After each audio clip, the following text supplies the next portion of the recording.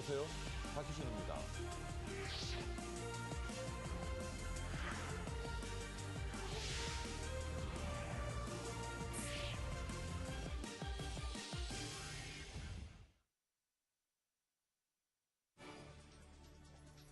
뉴욕 증시는 유럽중앙은행 기대감과 글로벌 경기 둔화 우려에 맞서며 보합권에서 등락을 거듭했습니다. 앙겔라 메르켈 독일 총리는 자신이 속한 신민당 소속 의원들에게 유럽중앙은행의 국채 매입을 찬성한다고 밝혔습니다.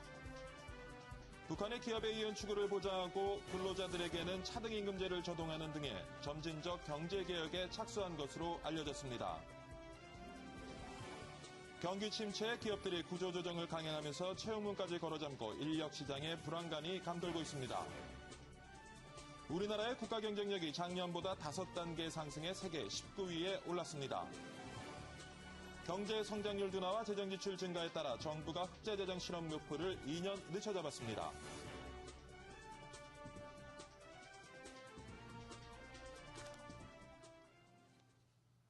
네, 시청자 여러분 안녕하십니까. 9월 6일 목요일 박희준의 여보세요. 2부 시작하도록 하겠습니다. 2부에서 준비한 내용은요. 전기 요금에 대한 논란 짚어보도록 하겠습니다. 여러분은 전기요금이 싸다고 생각하십니까? 아니면 비싸다고 생각하십니까?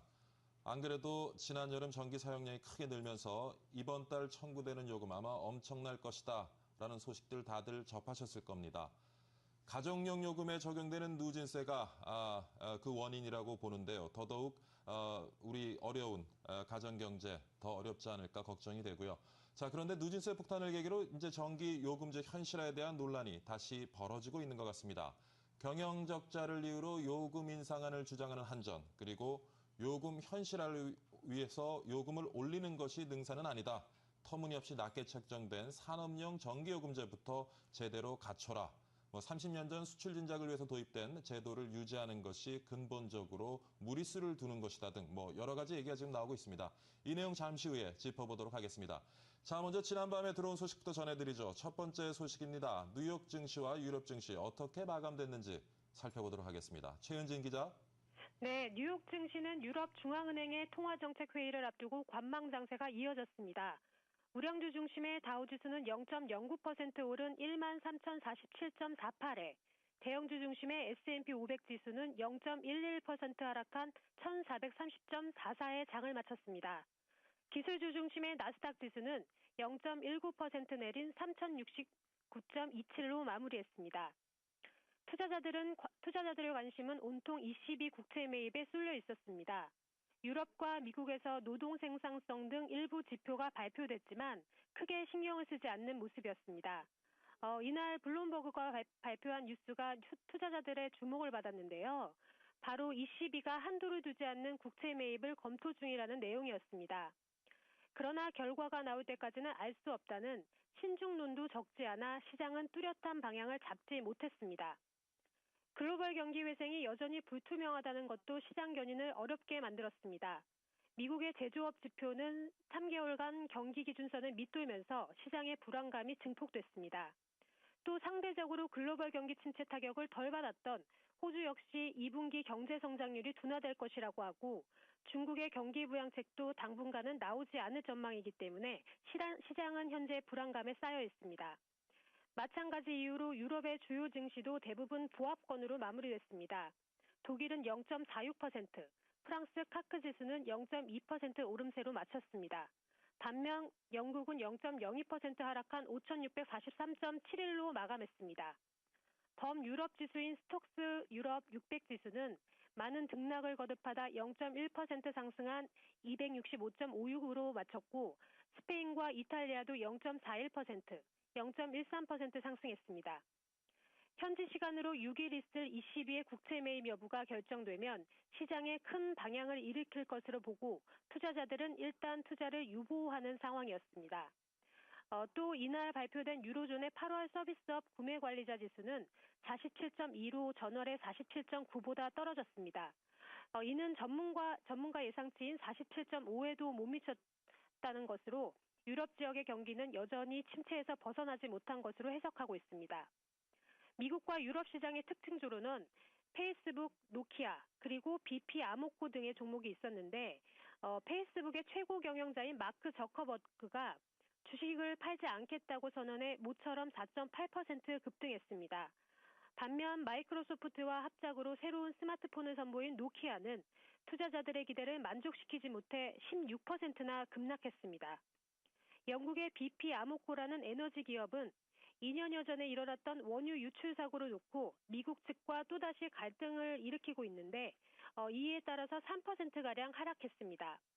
또 청량음료 제조사인 브리트빅은 합병 검토 소식에 13.6%나 뛰었고 상반기 50% 이상의 실적 증가를 보인 제약사 어드밴스드 메디컬사는 10% 상승했습니다. 랜스다운이 오일가스라는 기업은 아일랜드 근해 유전 지분을 갖고 있는데 이곳이 예상치보다 더 많은 매장량을 보유하고 있다고 보고되면서 4.4% 상승했습니다. 또 유럽 최대의 칩 제조사인 마이크로 일렉트로닉스는 신용평가 기관들이 매도 의견을 내놔 5.1%나 하락했습니다. 네, 최은진 기자와 함께 글로벌 마감 시황 살펴봤고요. 다음 소식입니다. 마리오 드라기 유럽중앙은행 총재가 스페인과 이탈리아 등 위기국의 국채금리를 안정시키기 위해서 무제한 국채 매입을 준비하고 있는 것으로 알려졌습니다. 블룸버그 통신은 익명의 SEB 관리를 인용해서 드라기 총재가 한도를 두지 않는 국채 매입 방안을 검토하고 있으며 물가 불안 등을 우려해 불태화 방식의 통화 정책을 펴게 될 것이라고 전했습니다. 이 방안에 따르면 주로 만기 3년 이내 국채가 대상이 될 것으로 보이며 국채금리 상한선은 따로 두지 않게 될 전망입니다. 앙겔라 메르켈 독일 총리는 자신이 속한 기민단 소속 의원들에게 유럽중앙은행의 국채 매입을 찬성한다고 밝혔습니다. 메르켈 총리는 ECB 국채 매입이 각국의 부채 조달 목적이 아닌 유로화를 안정시키기 위한 ECB의 권한에 더 부합한다면 국채 매입에 찬성한다고 설명했습니다. 메르켈 총리는 옌스 바이반트 분데스방크 총재에 대한 지지도 재확인했습니다. 북한이 기업의 이윤 추구를 보장하고 근로자들에게 차등임금제를 적용하는 등 점진적 경제개혁에 착수했다고 러시아 유력 일간지 코메르산트가 보도했습니다. 이 신문은 김정은이 이끄는 북한의 새 지도부가 시장 경제적 제도 없이는 효율적인 경제 건설을 할 수 없음을 깨닫고 있다고 전했습니다. 북한이 상정과 기업이 모든 수익을 내놓았던 이전과 달리 수익의 70%를 챙기고 30%만 국가에 바칠 것이라고 전망했습니다. 경기 침체 기업들이 결국 구조조정을 강행하고 있습니다. 그런데 채용 물가지 지금 걸어 잠궈서 인력 시장에 불안감이 감돌고 있습니다. 최은진 기자가 전합니다. 경기에 민감한 금융업은 물론이고 건설, 자동차, 화학업종 등 대부분의 업종이 구조조정에 나섰습니다. 증권사의 경우 올해 상반기에만 약 800명이 줄었지만 여전히 인원 감축 얘기가 끊이지 않아 직원들은 불안합니다. 상반기에도 좀 구조조정이 있었는데 하반기까지 아마 좀 계속 될 것 같습니다. 좀 불안한 모습들 많이 보이고 있습니다. 카드업계 역시 부서 통폐합으로 인력을 줄이고 있고 건설사도 직원을 절반 이상 내보내는 등 업종을 불문하고 정리해고가 진행되고 있습니다. 채용도 대폭 줄었습니다. 대우증권과 우리투자증권 그리고 삼성증권 등은 지난해 절반 수준만 채용할 계획이고 중소형 증권사는 채용을 사실상 포기했습니다. 지난해 하반기 50명가량을 채용한 신한카드는 올해 아직까지 채용을 하지 않고 있고 현대카드도 채용 규모를 대폭 줄였습니다. 노동계와 시민단체는 기업들이 대규모 인원 감축보다는 새로운 수입원을 찾는 일에 힘을 기울여야 한다고 주장합니다. 수익원을 찾는 일이 더 급선무가 아니냐는 생각이 있습니다. 앞으로 수익 창출할 만한 것들이 보이지가 않는다는 게 더 큰 문제죠. 불황 때마다 나오는 인력 감축 이야기로 근로자들은 불안하기만 합니다. 엠머니 최은진입니다. 네, 올해 우리나라의 국가 경쟁력이 작년보다 5단계 상승해서 세계 19위에 올랐습니다. 기획재정부 발표에 따르면 세계경제포럼의 국가 경쟁력 평가에서 우리나라는 144개국 가운데 19위를 기록했습니다. 국가별 순위로는요, 스위스가 3연속 1위에 올랐고요. 싱가포르는 2위, 핀란드는 3위를 기록했습니다. 경제 성장률 둔화와 재정 지출 증가에 따라 정부가 흑자 재정 실현 목표를 2년 더 늦춰잡았습니다. 기획재정부는 어제 국회 기획재정위원회에서 이 같은 내용을 담은 2016년까지 국가재정 운영계획 수립 방안을 보고했습니다. 기재부는 지난 9월 발표한 재정운영 계획에서는 2014년부터 관리 대상 수지를 흑자로 전환하겠다는 목표를 잡았지만 어제 국회 보고에서 2016년 흑자로 목표 연도를 2년 미뤘습니다. 미국은 차세대 에너지로 각광받는 셰일가스 본격 개발에 나섰는데요. 우리 증시에서도 관련 업체들의 주가들이 지금 들썩거리고 있는 것 같습니다. 관련 소식 서은한 기자가 전합니다. 천연가스의 제조와 공급을 담당하는 한국가스공사는 최근 주가가 45% 이상 급등했습니다. 지식경제부가 북미 셰일가스 개발 양해각서를 체결했다는 소식이 전해졌기 때문입니다. 에카천연가스 복합화력발전 과정에 관련된 업체인 SK가스도 2달 사이에 30% 가까운 오름세를 보였습니다. SH에너지화학도 7월 초에 비해 2배 이상 올랐고 파라텍, BHI도 상승세를 기록했습니다. 셰일가스는 천연가스나 태양열 등 기타 연료에 비해 가격이 저렴하기 때문에 관심을 받고 있습니다. 그러나 이 같은 셰일가스 테마주 흐름을 우려하는 목소리도 적지 않습니다. 우선 한국에는 셰일가스가 없고 시추 기술이 미국에 비해 크게 떨어지기 때문에 한국 기업들이 직접 개발에 나설 가능성은 없습니다. 대부분의 기업들도 현재 사업 가능성을 검토하는 수준에 불과합니다. 한국에 수입되고 실생활에 이용되려면 적지 않은 시간이 필요합니다. 그러니까 미국에선 수출을 해야 되는 거죠. 미국에서 수출할 수 있는 기지가 아직 건설이 안 됐거든요. 그게 아마 시작이 되는 게 적어도 3, 4년 이상 지나야 돼요. 전문가들은 미국이 셰일가스를 개발하는 과정에서 휴스틸 등 강관업체 일부 기업들이 관련될 가능성은 높다고 설명합니다. 따라서 셰일가스 테마주에 투자할 경우 신중해야 한다고 경고합니다. 엠머니 서한안입니다.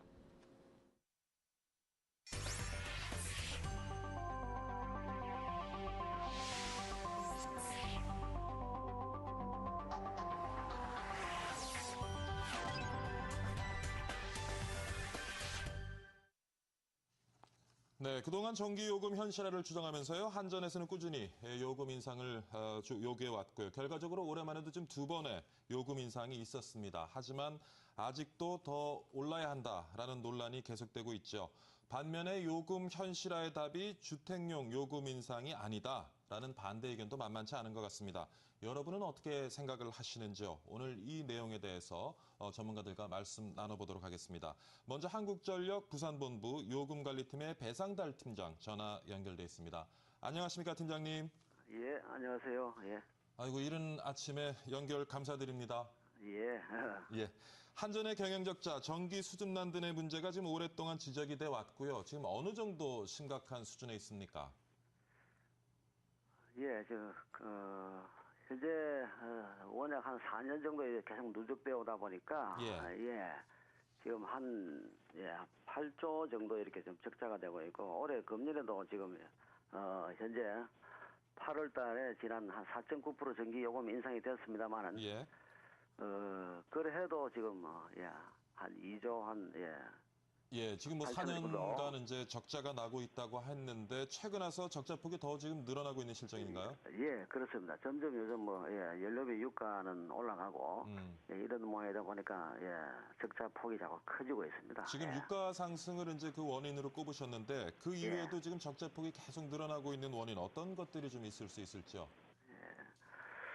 예, 주 원인은 유가 인상이고 그로 인하다 보니까 하나의 또 우리 전기요금 하나의 구조적인 문제입니다. 예. 과거 오래전부터 우리 나라가 하나의 산업체 경제 민주화 차원에서 산업체 육성의 정책을 쓰다 보니까 특히 이제 산업용 요금이 좀 가격이 싸죠. 그러다 보니까 전력 다소비 하나의 이런 대체 형태로 지금 많이 이렇게 진행이 되어 왔습니다. 예. 예를 들면은 석유나 가스나 이렇게 쓰던 하나의 에너지원이 전기로 많이 옮겨오는 그런 상황이 좀 되어 왔죠. 그럼 1차 에너지 사용하는 것보다 전기를 사용하는 것이 산업계 더 싸게 먹힐 수가 있겠군요. 예, 그렇습니다. 그러다 보니까 그러나 실제로 그로 인해서 들어가는 비용은 우리 국가적인 하나의 손실로 볼 수 있는 거죠. 예. 네, 그럼 먼저 지적하시는 이제 1차 에너지 요금 상승 문제가 있고 그다음에 현실화되지 못한 전기요금 체계가 문제다라고 말씀을 하셨는데요.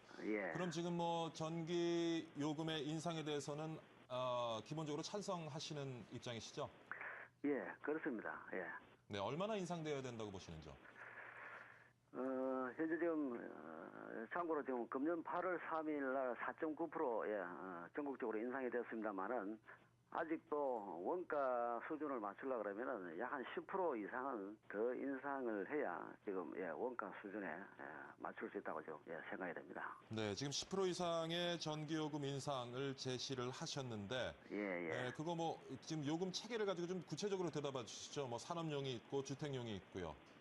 일괄적으로 10%를 올리자는 말씀은 아니실 거고요. 예, 물론 그 계약 종별에 따라 차이는 있죠. 예, 지금 그동안 산업용이나 농사용이나 이런 부분에서 제일 원가 해수율이 좀 낮은 상황이었는데, 예, 그래서 이번 8월 3일에도 특히 산업용 쪽에 조금 더 비중을 두고 한 6.6% 정도 인상을 했습니다만 평균 4.9%에 근데 아직도 산업용이 지금 원가 해수율이 좀 낮은 비율입니다. 그죠? 주택용은 어떻습니까?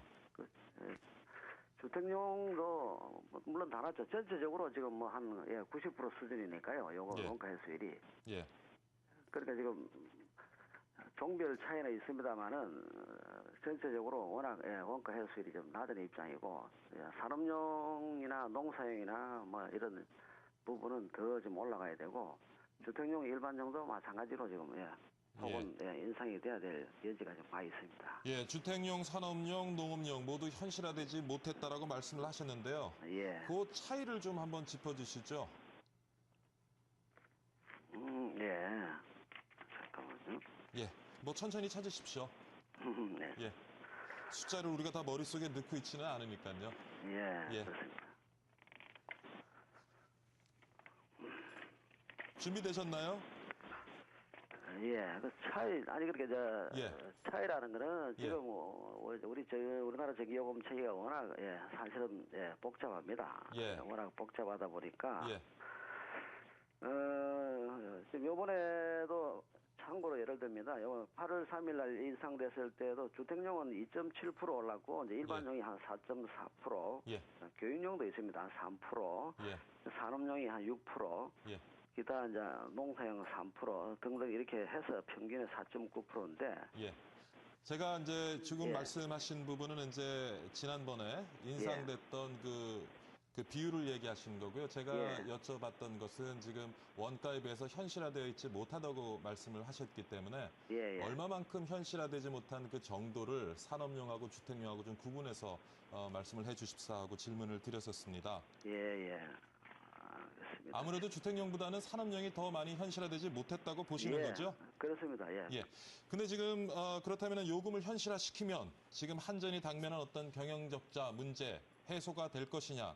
그 이외에도 좀 이유가 있지 않겠습니까? 단지 지금 전기료가 싸기 때문에 한전이 경영적자를 겪고 있다. 그 이외에 또 경영적자를 흑자로 전환시킬 수 있는 무엇인가가 좀 있을 수도 있을 텐데요. 그렇죠. 자, 그러나 근본적인 원인은 어차피 전기요금을 갖다가 원가 수준으로 만들어 줘야 되고 그 외에 예를 들면 이제 정부에서는 발전소 건설이나 송전선 건설 등 하나의 지역적인 이런 문제점의 어려운 점을 또 같이 해결해 줘야 되고 그리고 저 한전에서도 뭐 발전기 고장 예방이라든지 이런 부분에 최선을 다한다든지 그다음 또 국민들 입장에서는 하나의 전기 전략에 또 다 모두 적극적으로 참여를 좀 해주시고 또 기업체에서도 하나의 우리 정부 차원의 이런 수요 관리에 적극 동참을 해줘야 한다고 생각이 됩니다. 이제 좀 날씨가 쌀쌀해지고 큰 더위가 한물 가서 조금 안심이 되긴 합니다만은 한동안 우리 전력 예비율이 7%까지 떨어졌어요. 지금 문제가 있죠? 7%가 아니고 한 4% 밑으로까지 4%까지요? 떨어졌죠. 지금 뭐 3몇 %까지 내려갔습니다. 그럼 굉장히 그 위험한 수준일 텐데 내년에도 또 더위가 오지 말라는 법은 없고요. 갈수록 전기에 대한 아마 수요는 증가를 하게 될 텐데 거기에 대한 어떤 뭐 지금 요금 인상 이외의 어떤 대안을 또 한전에서도 가지고 계시는지요? 지금 어떤 절대적인 공급량도 좀 부족한 것 같은데 어떻습니까? 그렇습니다. 그러기 위해서는 최대한 한전에서는 이제 공급 설비를 늘리고 예, 그다음 제가 조금 전에 말씀드렸습니다는 하나의 고장 예방을 해서 예. 우리 공급량을 늘리는 대신에 예. 또 하나의 그것도 한계가 있는 부분이기 때문에 수요 관리를 더 적극적으로 지금 해 나가고 있습니다. 네. 그리고 전기 전략을 또 적극적으로 유도를 하고. 네.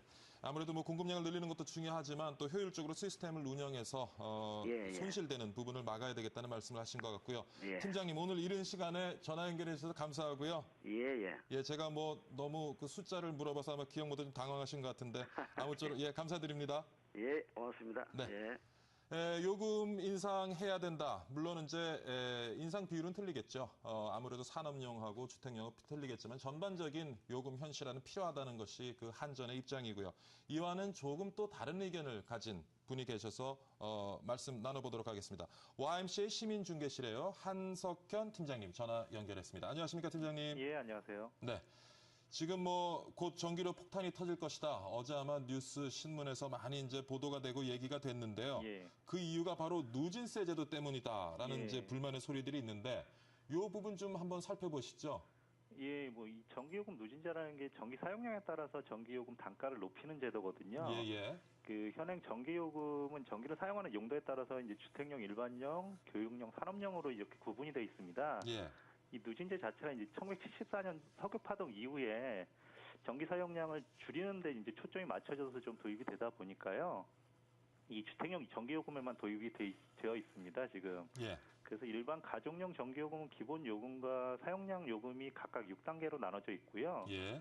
월 사용량이 지금 500kW를 초과한 6단계 요금 단가가 677.3원입니다. 예. 그러니까 1단계 100kW 이하인 게 지금 57.9원이니까 무려 단계별로 1단계에서 6단계를 비교하면 11.7배나 더 높게 책정이 되어 있는 거죠. 그러니까 누진세율이 굉장히 높게 지금 책정된 상황이군요. 예, 상당히 높게 책정돼 있습니다. 네, 아무래도 예. 충분한 지금 공급을 하지 못하다 보니까 수요를 조금 자제시켜서 전력난을 해소하자는 얘기인 것 같은데 제가 지금 킬로와트당 얼마 하니까 좀 감이 안 와서요. 아마 시청자 여러분들 그러실 텐데 예. 예를 들어서 뭐 하루에 한 가정에서 한 예. 5시간 내지 10시간 정도 에어컨을 틀어놓으면 얼마 정도의 요금을 내야 되는지요? 예, 혹시 뭐그 아마 지난 수치를 여름에 가지고 너무 계신지? 또 더워서 아마 예. 지금 뭐 열대야를 뭐 10여일 동안 기록하기도 했고 폭염특보가 한 달 정도 이어졌죠. 예. 이러다 보니까 어쩔 수 없이 가정별로 에어컨 등 냉방기기 가동 시간이 늘어날 수밖에 없었거든요.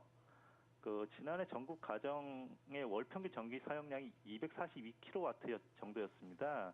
이걸 감안하면 각 가정에서 하루 10시간 정도씩 에어컨을 가동하면 이건 에어컨 용량 1kW 기준인데요. 네. 한 300kW 정도가 추가로 발생하게 됩니다. 그러니까 작년 242kW 정도가 평균량이니까 총 소비 전력이 542kW가 되죠. 이러면 6단계를 초과하게 됩니다.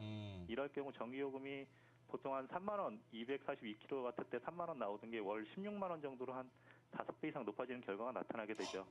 예. 아마 다음 달에 전기요금 나오면 놀라실 분들 좀 많으시겠네요. 폭탄이라는 표현이 이제 정확한 것 같습니다. 예. 해외에서도 지금 뭐 누진세를 도입한 나라가 있는 걸로 알고 있는데 통상 3단계의 가격차가 이제 1.5배 정도 된다라는 지금 이렇게 조사 보니까 수치가 있는데요. 예. 우리나라 조금 누진세율이 과하긴 좀 과한 거죠? 예. 이게 아마 실제로 누진세를 도입하고 있는 나라가 뭐 전 세계에서 그렇게 많지는 않은데요. 네.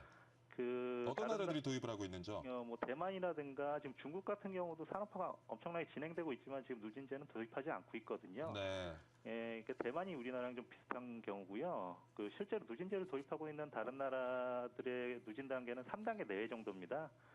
우리나라는 지금 6단계로 되어 있죠. 그러니까 상당히 그 누진세가 가파르게 진행되는 거고요.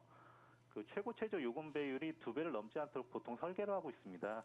네. 이게 2배 이상 넘으면 진짜 요금 폭탄이라는 표현이 정확하게 들어맞기 때문에 지금 한국과 요금 체계가 비슷하고 누진폭이 강하다고 하는 대만도 최고 최저 요금 배율이 2.4배 정도입니다. 그러니까 우리하고는 확연하게 차이가 나죠. 네. 예.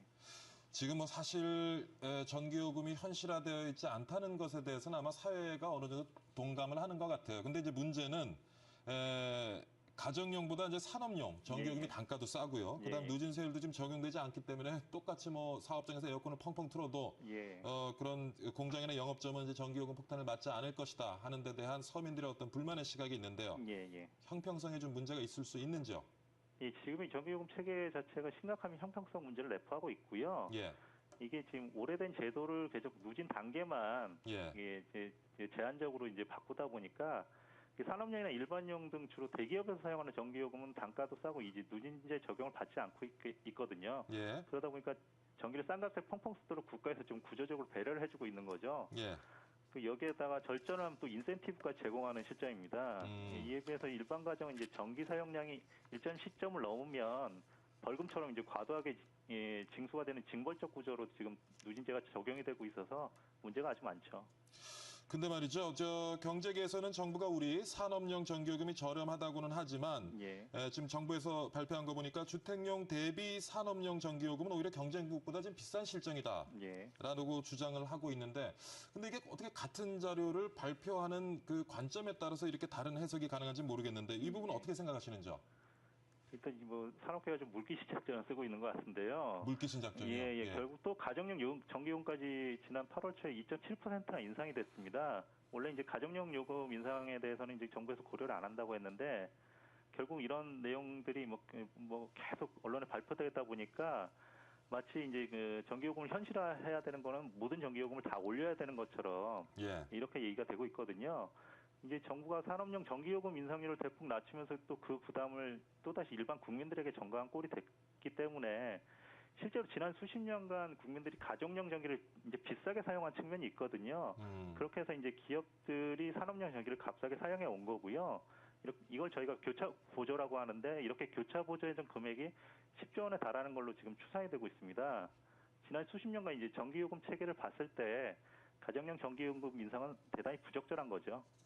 팀장님, 전기 소비 과소비를 막고요. 불안한 전력 수급상 해소하기 위해서 주택용 요금도 어느 정도 인상해야 된다 하는 데는 어떻게 생각하십니까? 이 전기요금 현실화는 좀 두 가지로 나눠서 생각을 해야 됩니다. 이 전체 전기 수요 중 산업용 전기 사용량이 55% 이상을 차지하고 있거든요. 근데 이게 절반 이상을 차지하는 산업용 전기는 싸게 사용하고 45% 정도인 나머지 부분들 중에서도 이제 가정용 전기요금을 비싸게 지금 국민들이 사용을 하고 있기 때문에 실제로 최근 몇 년을 제외한 지난 수십 년간 가정용 전기요금은 원가 이상이었고요.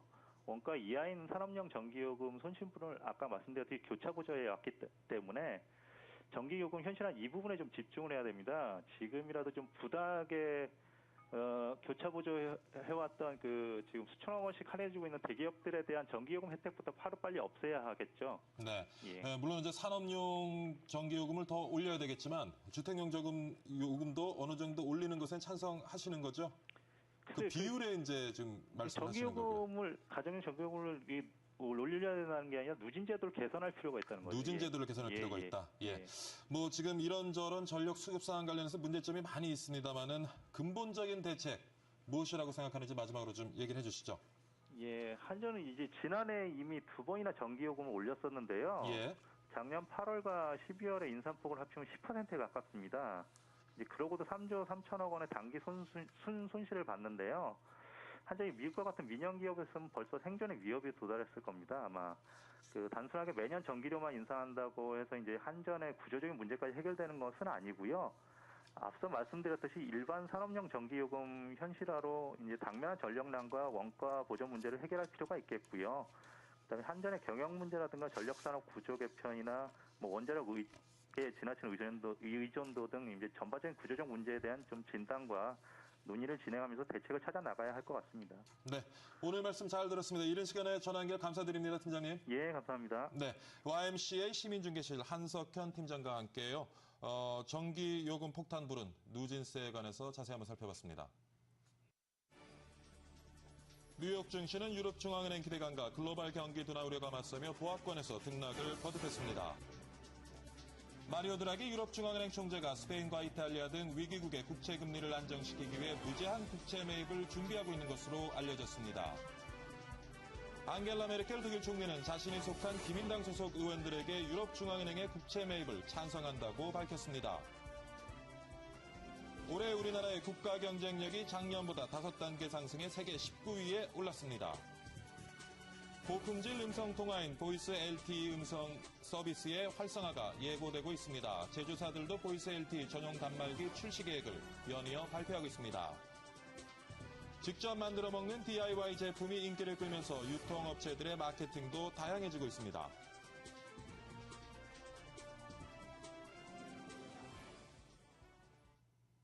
네, 뉴욕과 유럽 증시는 유럽중앙은행 통화정책회의 결과에 대한 관망세를 보이며 혼조 마감했습니다. 다우지수는 0.09% 오른 13,047.48로 마감했고요. S&P 500 지수는 0.11%, 나스닥 지수는 0.19% 내렸습니다. 영국 런던 증시는 0.25% 하락한 5,657.86으로 거래를 마쳤고요. 프랑스 깍크 40 지수는 0.2%, 독일 닥스 30 지수도 0.46% 올랐습니다. 마리오 드라기 유럽 중앙은행 총재가 스페인과 이탈리아 등 위기국의 국채금리를 안정시키기 위해서 무제한 국채 매입을 준비하고 있는 것으로 알려졌습니다. 블룸버그 통신은 익명의 ECB 관리를 인용해 드라기 총재가 한도를 두지 않는 국채 매입 방안을 검토하고 있으며 물가 불안 우려에 대비해서 불토화 방식의 통화 정책을 펴게 될 것이라고 전했습니다. 이 방안에 따르면 주로 만기 3년 이내 국채가 대상이 될 것으로 보이며 국채금리 상한선은 따로 두지 않을 전망입니다. 드라기 유럽은행 총재의 발언으로 유럽중앙은행의 국채 매입 얘기가 나오고 있습니다. 하지만 이번 발표가 시장의 요구를 충족하지는 못할 것이라는 관측이 지배적입니다. 정영석 기자가 전합니다. 오는 6일 유럽중앙은행 정책회의에서 국채 매입 가능성이 제기되면서 사람들의 이목이 몰리고 있습니다. 3년 만기 국고채까지 매입한다는 이야기가 나오면서 관심이 큽니다. 그러나 이번 발표에서 국채 매입을 발표한다 해도 큰 파급력이 없다는 의견이 많습니다. 단기 유동성으로는 경기 활성화가 어렵다는 분석 때문입니다. 시장에선 10년 만기 국고채를 매입해 주길 바랍니다. 하지만 정책적으로 막혀 있습니다. EU 조약에서는 통화 정책을 통해서 재정 정책을 도와주는 것이 금지돼 있습니다. 독일 헌재의 유럽 안정기금 합헌 판결도 12일로 늦어 이번 정책회의에선 실효성 있는 정책이 나오기 어려워 보입니다. 정책이 나오고 나면은 증시는 반등을 하거든요. 그런데 그 반등의 그 기간이라고 할까요? 그건 또 굉장히 짧아요. 크게 큰 영향을 끼칠 것 같지는 않습니다. 결국 이번 국채 매입이 근본적인 문제 해결이 되지 않아 이번 발표는 큰 영향이 없을 것으로 보입니다. 엠머니 정영석입니다. 앙겔라 메르켈 독일 총리는 자신이 속한 기민당 소속 의원들에게 유럽중앙은행의 국채 매입을 찬성한다고 밝혔습니다. 메르켈 총리는 ECB 국채 매입이 각국 부채 조달 목적이 아닌 유로화를 안정시키기 위한 ECB의 권한에 더 부합한다면 국채 매입에 찬성한다고 설명했습니다.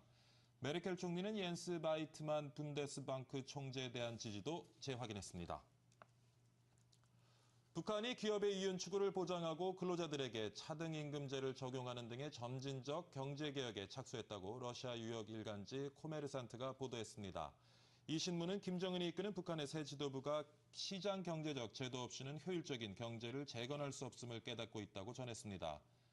또 북한의 상점과 기업이 모든 수익을 내놓았던 이전과 달리 70%를 챙기고 30%만 국가에 바칠 것이라고 전망했습니다.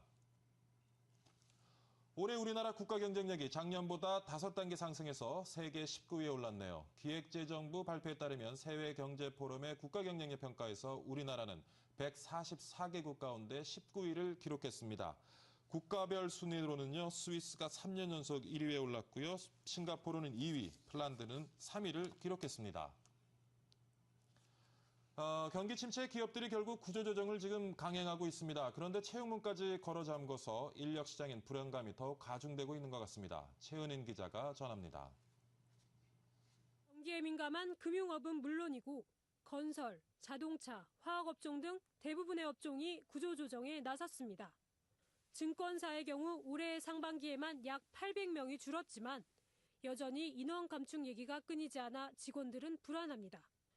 상반기에도 좀 구조조정이 있었는데 하반기까지 아마 좀 계속 될 것 같습니다. 좀 불안한 모습들 많이 보이고 있습니다. 카드업계 역시 부서 통폐합으로 인력을 줄이고 있고 건설사도 직원을 절반 이상 내보내는 등 업종을 불문하고 정리해고가 진행되고 있습니다. 채용도 대폭 줄었습니다. 대우증권과 우리투자증권 그리고 삼성증권 등은 지난해 절반 수준만 채용할 계획이고 중소형 증권사는 채용을 사실상 포기했습니다. 지난해 하반기 50명가량을 채용한 신한카드는 올해 아직까지 채용을 하지 않고 있고 현대카드도 채용 규모를 대폭 줄였습니다. 노동계와 시민단체는 기업들이 대규모 인원 감축보다는 새로운 수입원을 찾는 일에 힘을 기울여야 한다고 주장합니다. 예, 수익원을 찾는 일이 더 급선무가 아니냐는 생각이 있습니다. 앞으로 수익 창출할 만한 것들이 보이지가 않는다는 게 더 큰 문제죠. 불황 때마다 나오는 인력 감축 이야기로 근로자들은 불안하기만 합니다. 엠머니 최은진입니다. 네, 경제 성장률 둔화와 재정 지출 증가에 따라 정부가 흑자 재정 실현 목표를 2년 더 늦춰잡았습니다. 기획재정부는 어제 국회 기획재정위원회에서 이 같은 내용을 담은 2016년까지 국가재정운영계획 수립 방향을 보고했습니다. 기재부는 지난 9월 발표한 재정운영계획에서는 2014년부터 관리 대상 수지를 흑자로 전환하겠다는 목표를 잡았지만 어제 국회 보고에서는 2016년 흑자로 목표 연도를 2년 미뤘습니다. 정부가 셰일가스 개발과 전력자전 장치를 신성장 동력으로 추가 육성하기로 했습니다. 정부는 어제 이명박 대통령 주재로 열린 신성장 동력 성과 평가 보고 대회에서 이 같은 내용을 발표했습니다. 김상엽 청와대 녹색성장기획관은 셰일가스 개발 본격화에 대비해 에너지, 산업 분야에 대한 종합대책을 수립할 것이라고 밝혔습니다. 매각 실패로 유동성이 부족해진 쌍용건설에 2천억 원을 지원한다는 방안이 논의됐습니다. 쌍용건설의 대주주인 한국자산관리공사, 캠코와 산업은행, 국민은행, 우리은행, 신한은행, 하나은행 등 5개 채권은행은 어제 회의를 열어 쌍용건설 지원 방안을 협의했습니다. 쌍용건설이 발행한 자산유도 완화 기업 어음 700억 원을 캠코가 사들이고 채권은행들은 1,300억 원 규모의 담보대출을 해주는 것이 골자입니다. 최근 국내 이동통신사들이 고품질 음성통화, 보이스 LTE의 상호 호환에 대해 논의하면서 서비스가 지금 활성화를 예고하고 있죠. 제조사들도 보이스 LTE 전용 단말기 출시 계획을 연이어 발표하고 있는데 이용자들의 기대도 높아지고 있는 것 같습니다. 유재준 기자입니다. 차세대 음성통화로 불리는 VoLTE 서비스가 시작됐습니다. VoLTE는 원음에 가까운 HD급 음질과 통화 연결 시간을 대폭 단축한 음성통화 서비스입니다. 지난달 SK텔레콤과 LG유플러스는 각각 HD 보이스와 지음이라는 브랜드로 서비스를 선보였고 KT도 다음 달부터 서비스에 나설 계획입니다. 하지만 통신사 간 상호 호환이 안 돼 반쪽짜리 서비스라는 지적이 일면서 서비스 활성화에 어려움이 있었습니다. SK텔레콤, KT, LG유플러스는 통신사 간 VoLTE 서비스가 가능하도록 하는 방안을 논의하기 시작한 것으로 알려졌습니다. 네, 현재 VoLTE는 자사 간 가입자들에 한해서만 서비스를 하고 있는 상황이지만요. 추후에 통신 3사 간의 호환을 통해서 타사 간에도 깨끗한 음질의 HD 보이스 서비스를 이용하게 될 것으로 보입니다. 이에 따라서 통신 사업자들도 추후 출시되는 LTE 단말기들에 대해서는 VoLTE 기능을 탑재해서 LTE 단말기를 출시할 예정입니다.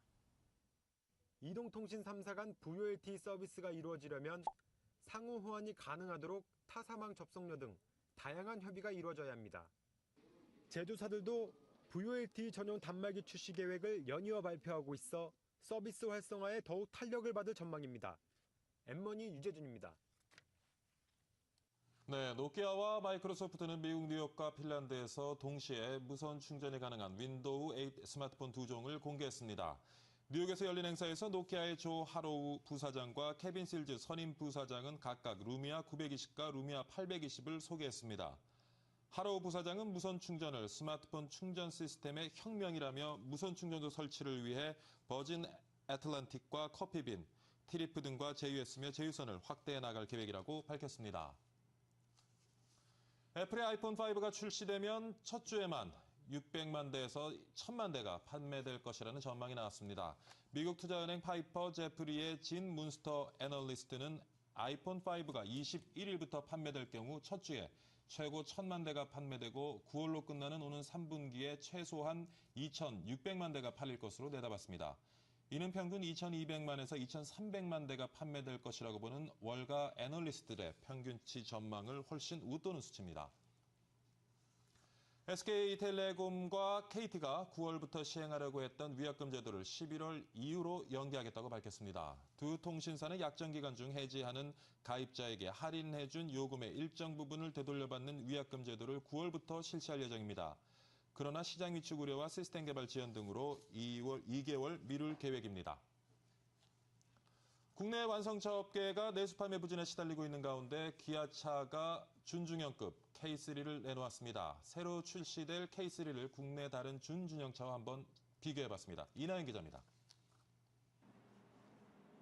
기아차의 하반기 야심작 K3가 오는 17일 출시됩니다. K3는 중형 세단 K5, 준대형 세단 K7, 럭셔리 대형 세단 K9에 이은 네 번째 K 시리즈 차량으로 포르테의 후속 모델입니다. 포르테에 비해서는 더 커 보이는 외관과 넓어진 실내 공간을 제공할 계획이지만 문제는 가격입니다.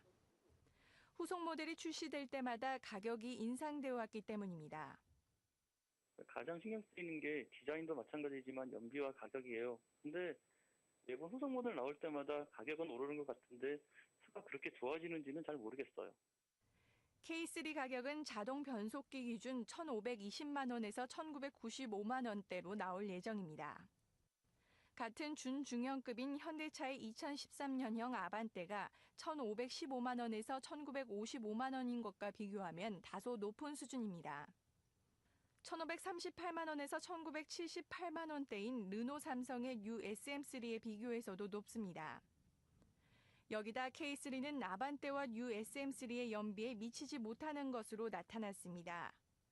에너지관리공단에 따르면 K3는 신연비 기준으로 리터당 14km로 결정됐지만 아반떼와 뉴 SM3는 리터당 15km입니다.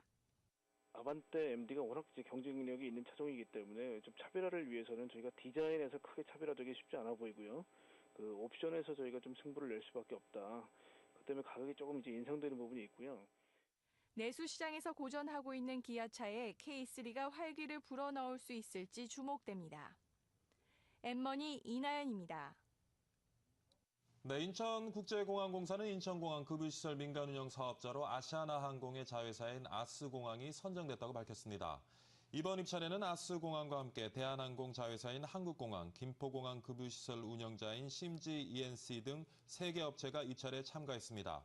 아스공항은 입찰가로 690억 원을 제출해 각각 670억 원과 645억 원을 써낸 한국공항과 ENC보다 높은 가격을 제시했습니다.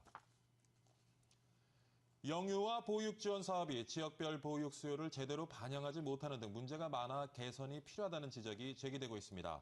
국회 예산정책처는 지방 재정 현안과 대책, 보고서에서 영유아 보육료 지원 사업의 대상과 단가가 확대돼 지방 재정에 지속적인 부담이 되고 있다고 평가했습니다.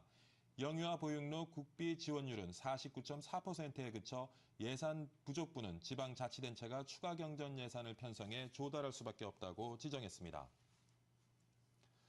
최근 먹거리에 대한 불신이 커지면서 직접 만들어 먹을 수 있는 DIY 제품이 인기를 끌고 있다고 합니다. 유통업체들은 역시 이를 이용한 다양한 마케팅을 실시하고 있는데요. 강은혜 기자가 전합니다.